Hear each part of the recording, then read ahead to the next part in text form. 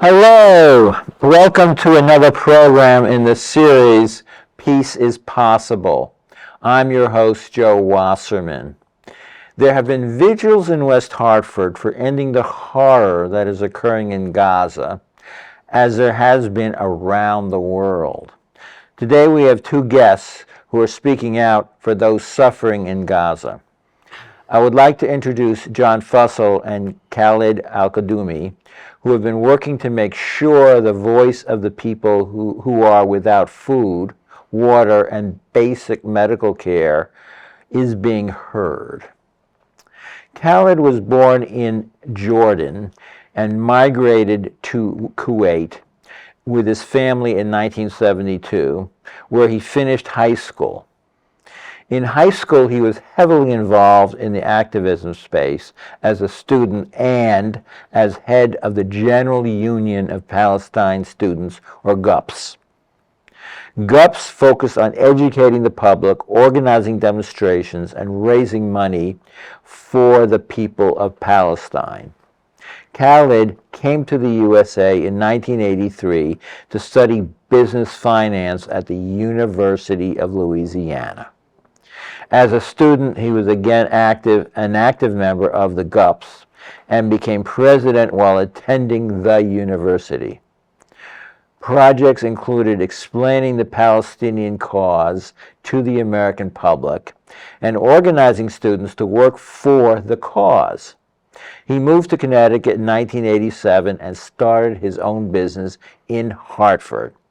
He is a strong advocate of the Palestinian people, employs Palestinian workers, helps them settle in Connecticut, and helps them open their own businesses.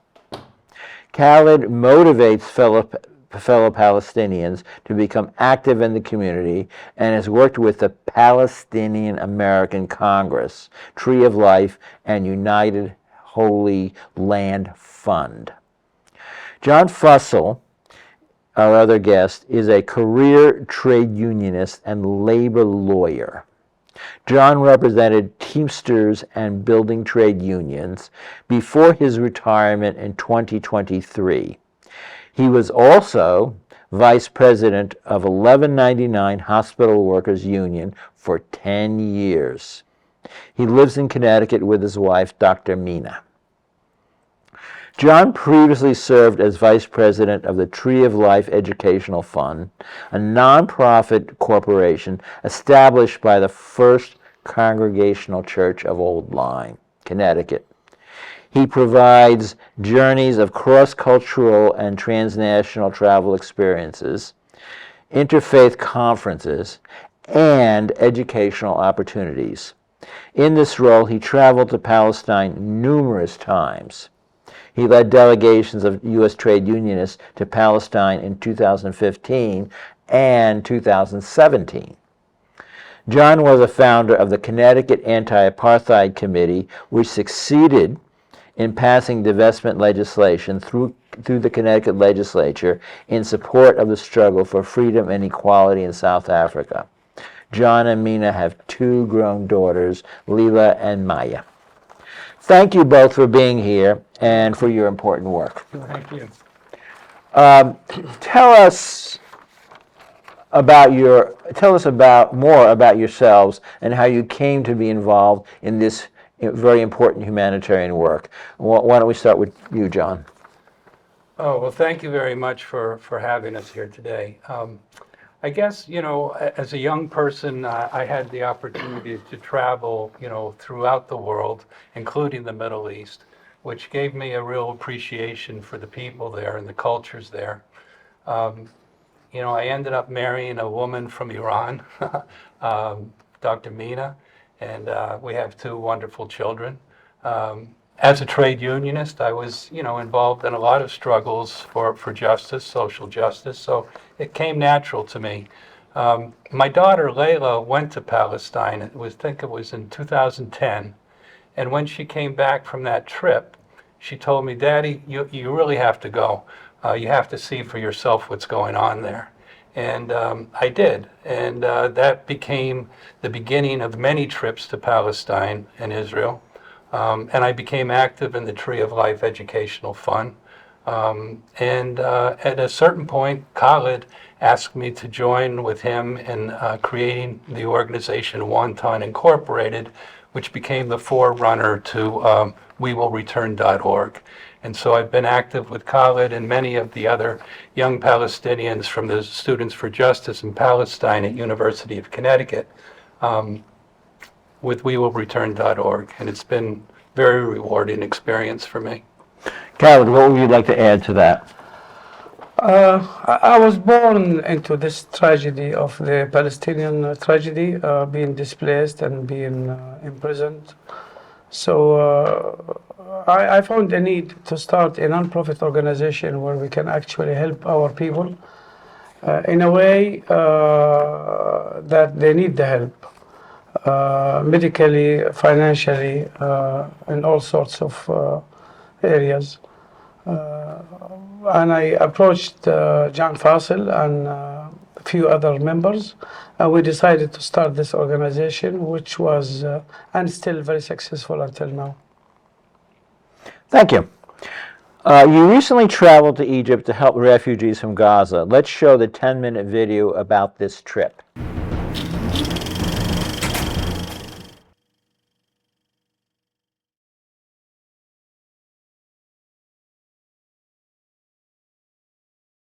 In November of 2024, We Will Return went on a mission trip to Egypt, answering the call to help refugees who have fled genocide, oppression, and persecution in search for safety. Our team arrived with a single mission: to stand with the people of Palestine, to offer not just temporary relief, but lasting hope. Through your incredible generosity and the money raised at our countless fundraisers, we were able to provide vital aid, distributing funds and medical supplies directly into the hands of those who need it most. We conducted on-the-ground assessments of critical medical needs, ensuring life-saving procedures and care were provided. What you're about to see is only a small glimpse of what we were able to accomplish in Egypt. But make no mistake, our story does not end here. Our work does not stop here. This is just the beginning.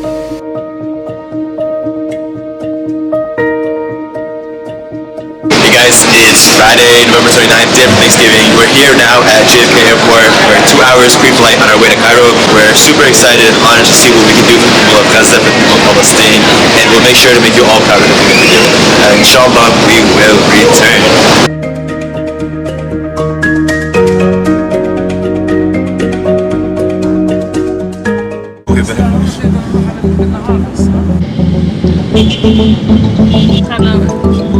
It's okay, people. Alright guys, we just took down the Muslim. Right now we're on our way to prosthetic solutions. We have all the patient cases right here. We're going to see how we can support the initiative. The second we arrived in Cairo, we made our way to Motion Prosthetic Solutions, located in the heart of the city. There were two primary objectives of our visit here. First, to gain a comprehensive understanding of the process involved in obtaining and fitting a prosthetic, and second, to gather pricing information for various prosthetic options. This initiative was designed to allow us to compare offerings from different providers, ensuring that we can acquire the highest quality prosthetics at the best prices. We did this in order to allocate our resources effectively and provide prosthetics to as many individuals as possible while still maintaining cost efficiency. We've just been given an explanation of all the different prosthetics that are available and what some of the costs are and what the procedure is for fitting and for adjusting. And so we're learning so that we can see what we can do to help the people.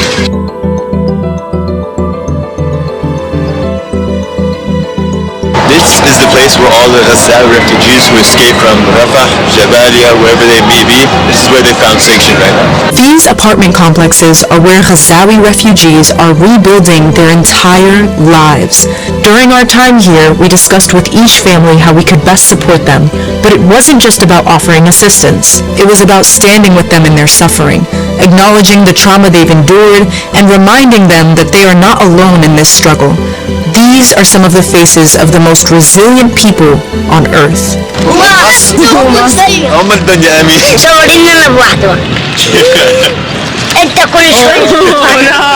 It's Sunday, December 1st. We're up bright and early, and we're on our way to 3 different hospitals to see Palestinian refugees who are able to make it over from Gaza. We're going to head on over there right now. There are about 39 families from Gaza that are in need of medical assistance, medical treatments. So we are walking to the hospital, patient by patient, to visit them and see what their needs are. They are all from Gaza with different cases. Some leukemia, some other stuff.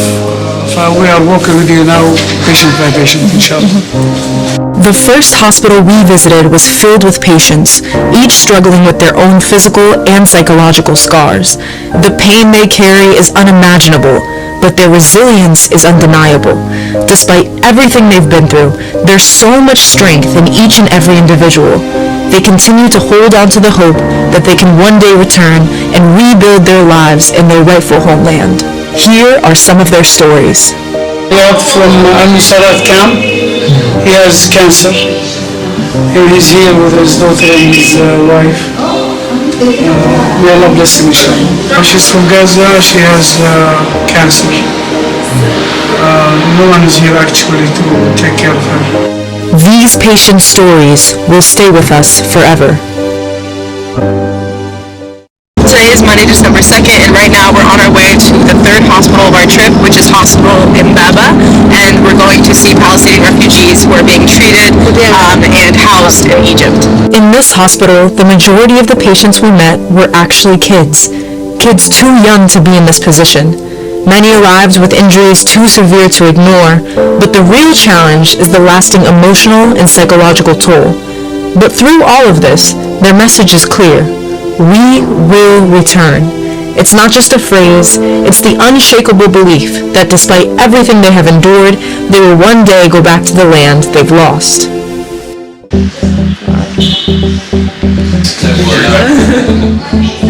The next prosthetics company we visited for price negotiations and assessments was AutoCare. During our visit, the medical staff explained their prosthetic fitting process by showcasing real-life examples of individuals who had received prosthetics from their clinic. These patients shared valuable insights into how their quality of life had improved following their procedures. After careful consideration and analysis, we decided to proceed with AutoCare for the prosthetic cases, selecting this clinic as our primary provider. The next step was to fund a small number of prosthetic procedures at AutoCare as a trial. Following this trial, we plan to speak with the selected patients to gather their feedback and understand their level of satisfaction with their prosthetic procedure. Given the positive responses, we are now considering either expanding our collaboration with AutoCare or potentially launching our own prosthetics company in Egypt.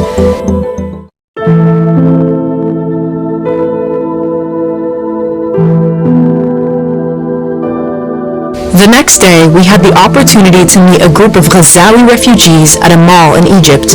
As we moved from table to table, meeting each family, the weight of their stories was overwhelming. Every conversation was filled with heartbreaking details, surviving a genocide, losing everything, and carrying scars that run far deeper than the physical ones.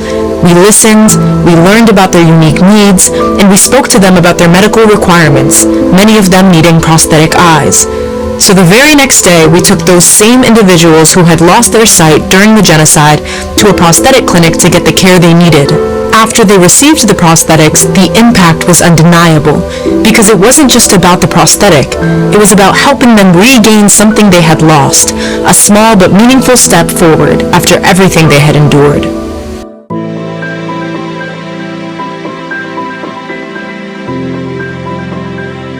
Today is just Tuesday, December 3rd.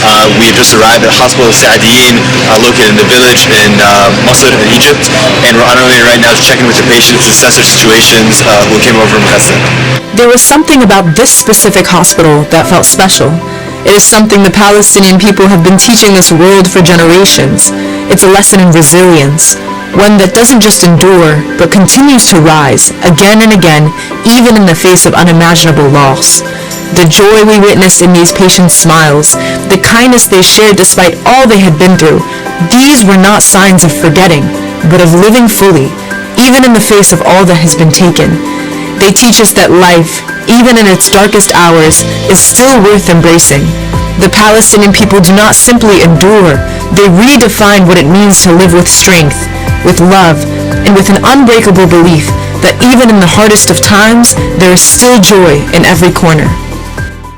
So as we left Egypt, we carried with us two powerful lessons. First, of course, the lesson of resilience, a lesson in living fully no matter the pain that life brings. But there was something else that stayed with us, something deeper.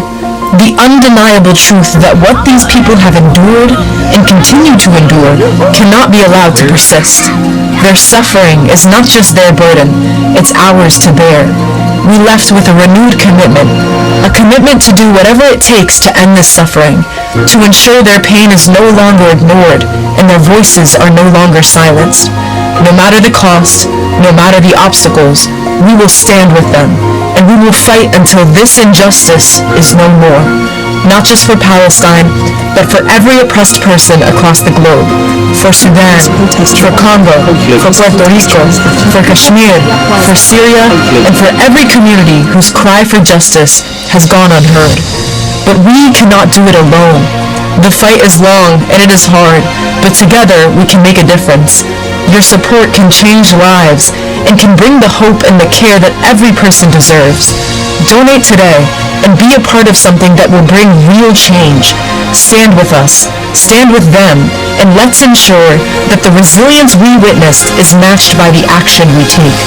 Together, with time, we will restore, we will rebuild, and we will return.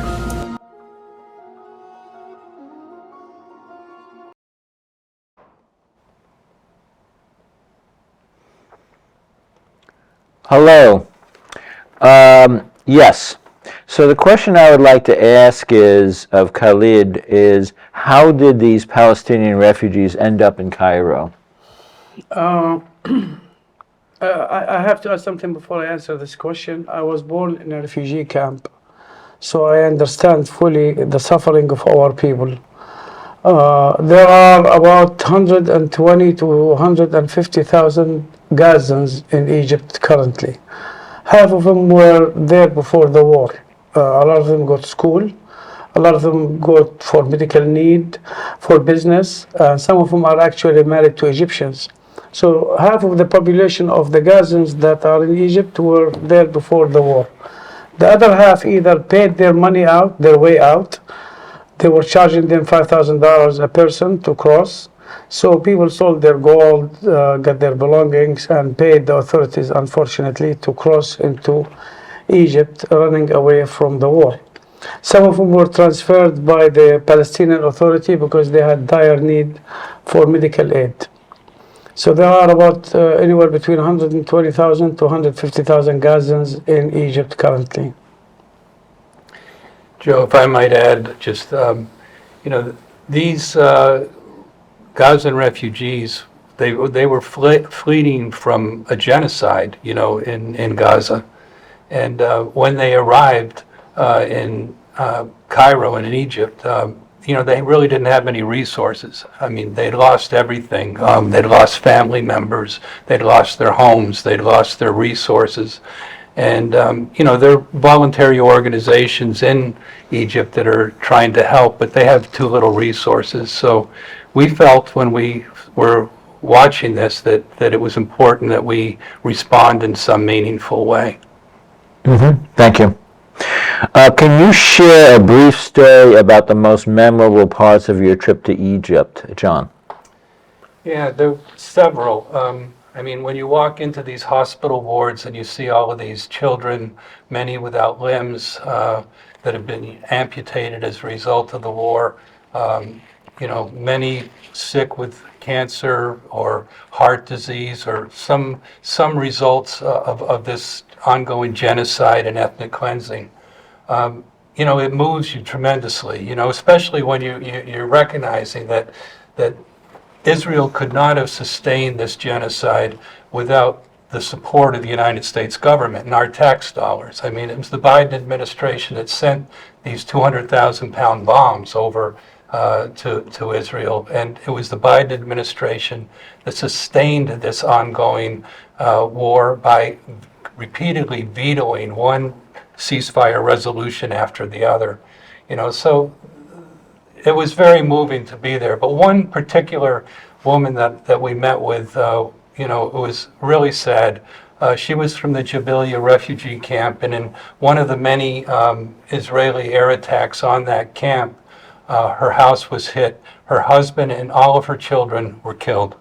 And she was crushed beneath the rubble. Her left arm was amputated. Her right leg and left foot were severely injured. And as she was laying in the bed before us, there was a teddy bear that sat at the head of her bed that, you know, perhaps once belonged to one of her children. And what she told us was that, you know, she really needs to have a prosthetic arm so that when she returns to Gaza that she would be able to cook again. And I'm very happy to say that with the We Will Return resources, my son now has that prosthetic arm. Khaled, would you like to add to that? Like John said, there are so many situations that actually heartbreaking. We went to Egypt in a fact-finding mission, and it actually turned to be a life-changing experience. So many situations that I can't even describe. But before I go any further, I'd like to mention our board of directors and our executive committee that is really working hard for this. When we were having a meeting between the board of directors and the executive committee, which we have in the executive committee, Hebel Jafarawi, Layan al-Najjar, Ambassador al-Najjar, and my daughter Noor al-Khadoumi, we decided that we should do something good. So we decided to go to Egypt on our own expense. All of our work is volunteer work. When we landed there, it started by visiting the hospitals. In every hospital, your heart is broken. So many multiple situations, I can't even describe it. But John described a very good one in general. Yeah. But you see them homeless, a lot of them are in the hospitals. They don't have any money, they don't have any food. They can't even leave the hospitals for security reasons. One of them, I'll have to say it, there was a girl that was 9 years old. She had cancer. It was terminal. She asked me, please, Ammu is in Arabic is uncle. Can you allow them to take me out of the hospital? I've been there for 9 months. So I talked to the hospital manager and he said it's a security issue that we can't let anybody outside of the hospital. So my question to him was, how does a 9-year-old causes a national security issue? Anyway, we negotiated that with the Palestinian embassy and the hospital. They had to send 3 guards from the national security to escort a 9-year-old to go to the park. And it's just heartbreaking when you see a 9-year-old that can't even go to the park and locked in her room for 9 months. You know, if I could just add also, one of the things that I just thought was remarkable was that when you saw many of these young children that had been through such a traumatic, you know, situation, you know, they were still full of smiles. And they were working on their schoolwork. They were making sure to get their schoolwork done.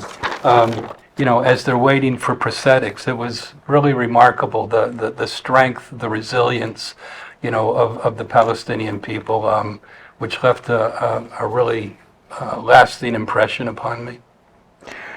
Where can if this is for either one of you, where can the audience locate you if individuals wish to donate or learn more about your work? We have a website. It's We Will Return. That's one word, wewillreturn.org. You can go there to learn more about the organization, and if you would like to donate, it's a 501c3. We welcome donations. That's how we raise the money for these projects. Can I add that this organization has no expenses, no management. We even traveled to Egypt on our own expense.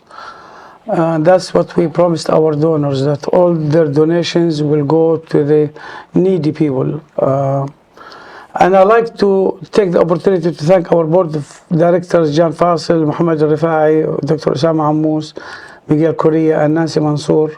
They're our board members, and to thank our executive committee, Hebel Jafarawi, Layani Najjar, Basir Najjar, and Noor Al-Qaddoumi, for the extraordinary job that we are doing, that they've done. Great. Great work you're both doing, and I do thank you. What do you have plans for future trips? Yes. Because we have the holy month of Ramadan now, which in the holy month of Ramadan nothing actually gets done. We're planning to go in May. So we did a fundraising was on February 16. We raised some money, so hopefully some funds. Hopefully we are planning to go there middle of May or early June. But as we are planning to go, we're already doing the job right now. We did 5 prosthetic last week.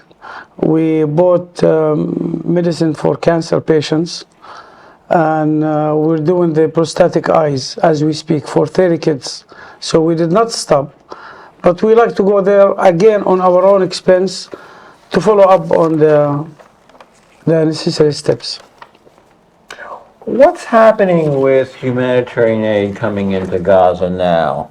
What's the status of that? Well, Israel had signed a ceasefire agreement, which they have not abided by. And one of the things that they're not abiding by is that they were supposed to allow humanitarian aid, housing, food, water into Gaza, and they've cut that off again.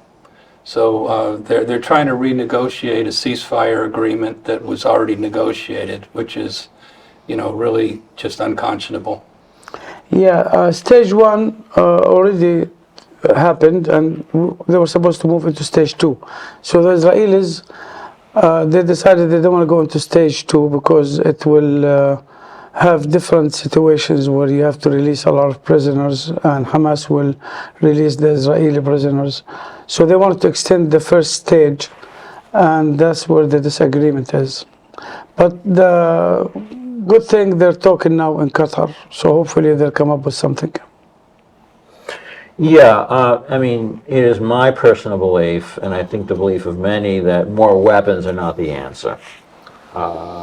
We can't be continue to send weapons to the present regime in Israel, and which continues a cycle of violence.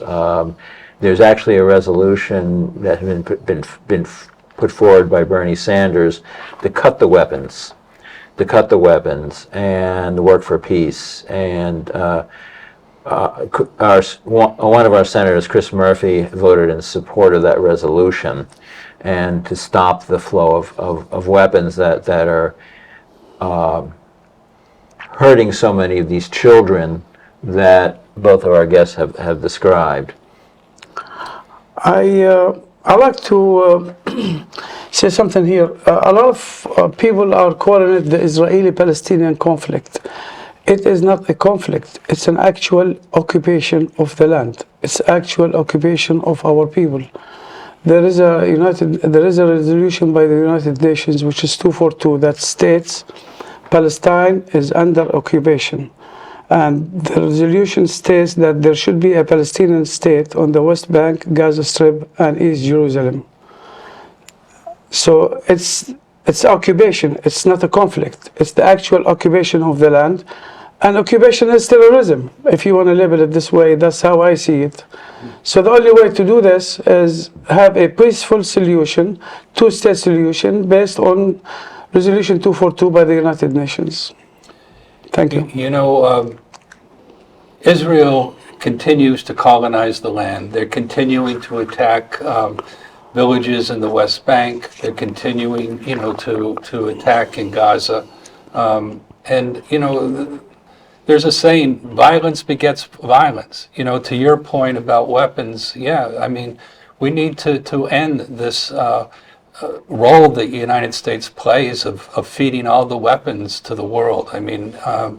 My grandmother used to say, do unto others as you would have them do unto you, right? And if we would live by that, rather than live by this sense of fear and constant weaponization of the world would be in a much better place. And hopefully we will see that day sometime.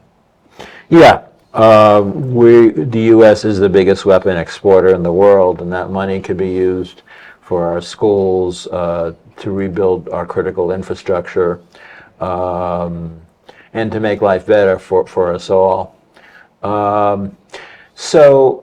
Any final thoughts? We'll go to Khalid first. As a Palestinian, I wish that we will have peace in our land. I wish we can coexist with the Israelis, because I have so many Jewish friends. Judaism is a beautiful religion. It does not call for all this religion, for all this fighting and suffering. So I wish and my hopes that we will have a peace one day and that we can coexist. John? Yeah, as an American, I really value freedom and justice, equality, and our foreign policy is not doing anything to promote freedom, justice, and equality there. I mean, many scholars of genocide, many scholars of apartheid, the United Nations, everybody's coming down to recognize that the United States is supporting a genocidal regime, a regime that is attempting to colonize Palestine and push the Palestinians off the land. We have to stop this. If we want to have freedom, justice, and equality here, we need to support conditions that create freedom and justice and equality in the rest of the world as well. May I just add, both Amnesty International and Human Rights Watch came out with reports, in their reports, basically stating that the present regime in Israel is actually creating a genocide in Gaza, intentionally hurting the people. The massive civilian casualties cannot be explained by simply collateral damage. It just can't be explained in that way. And both Human Rights Watch and Amnesty International have come out with that conclusion. So those are two major internationally respected organizations. So I want to end by thanking both of you and thanking the work of We Will Return. Is it? Do you want to repeat the website? Yes, wewillreturn.org. Again, one word, wewillreturn.org. Thank you. Yes, and thank you both for your work and for enlightening us all on what's on the struggles that are going on there. Thank you. Thank you.